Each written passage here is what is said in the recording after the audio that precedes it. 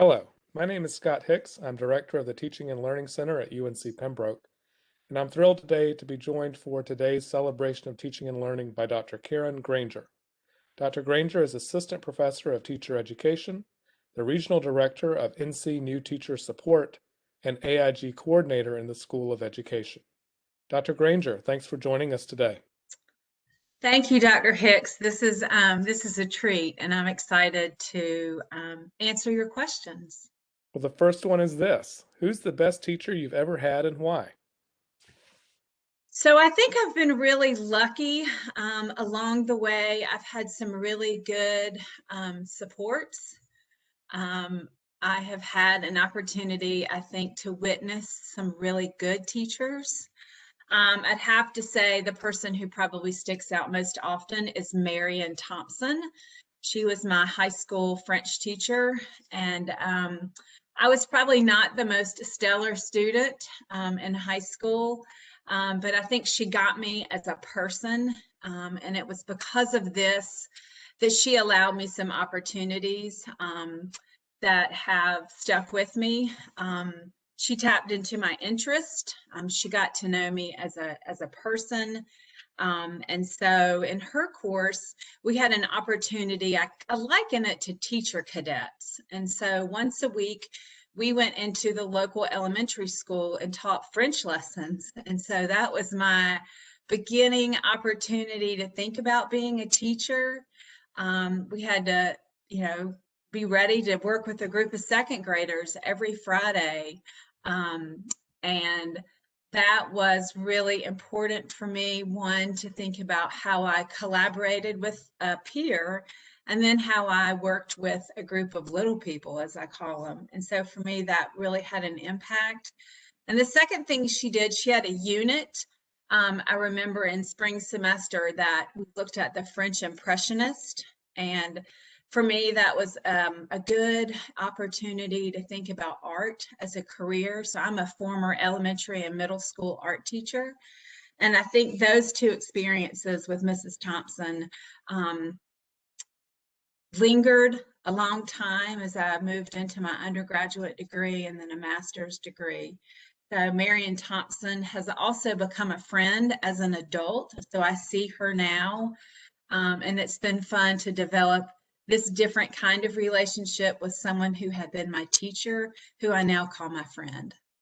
That's a wonderful story. Yeah. What does it take to be a good professor in higher education in 2021?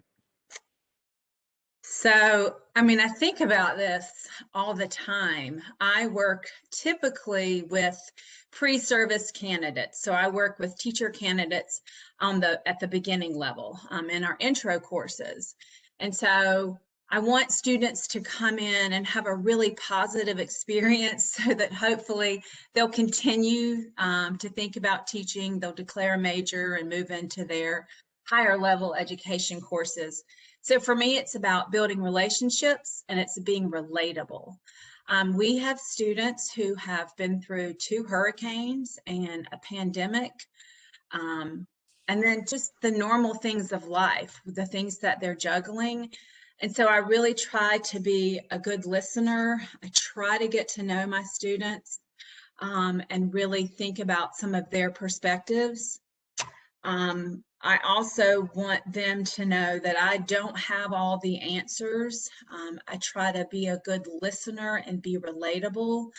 I have some students who come with some really interesting perspectives, and their opportunity to add to the conversation can make it very rich. And so in those moments when I am unfamiliar or unsure, I do like to ask questions.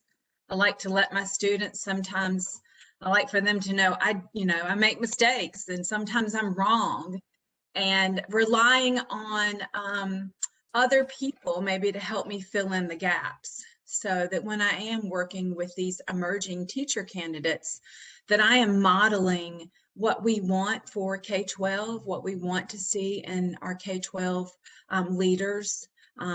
Obviously, they have to know the content and the pedagogy, but we also want them to demonstrate being a good human being. And so I try to think about how I'm fostering relationships, how I'm supporting our students, and then how I can be relatable.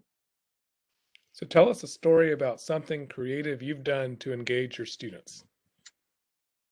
So I really like face-to-face courses. I like my people in the classroom with me. So I've had to really put myself out there over the last year and a half and think about how are we engaging our students in a virtual setting. We've been fortunate in the School of Ed to be able to draw on some resources that allow our students to have similar opportunities. So all of our teacher ed candidates participate in field experience, and field experience typically means that they're in the schools. Either they're modeling, they're observing, they're teaching lessons, maybe they're running some small groups. And obviously with COVID, we've really not had those opportunities in the last year. So we've had to be thoughtful in how we have made sure that our candidates are having experiences where they can still do some of these things, but it is virtual. And so I've had to really think about really digging into these resources so that I could model for my students. We've used something called Go React, and then we've used another resource called Sim School. And it's some days are a challenge. Some days I really have to use the resources, use the people at Sim School or at Go React who can support our students, because I want to be able to engage. I want to be able to answer the questions so that our students can use these platforms to observe, to provide feedback, to see good teaching, and then have opportunities to have conversations when we're together about what they have witnessed in these platforms.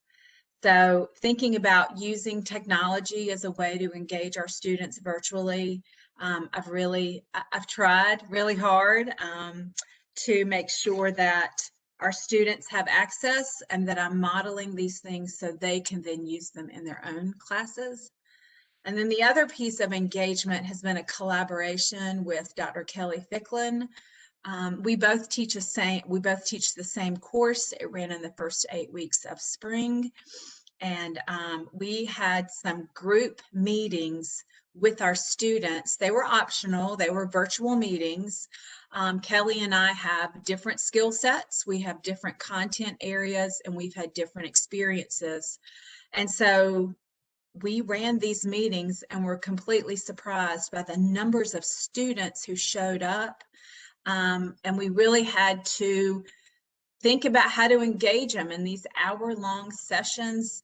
These students are all teachers, they're MAT candidates, and so they've had a full day where they've probably been online working with their students. So we had to be very creative in thinking about some icebreakers, some conversation grabbers at the beginning of this hour to get them to collaborate then with one another so that they might feel that their time in this hour was used wisely. So I've had to really be resourceful in thinking about the word engagement. A lot of it has relied on technology. And then the second piece of that, as I shared, relied on a collaboration with one of my colleagues in the School of Education. Thank you so much for inspiring your students and for joining us today. Thank you so much. It's been fun.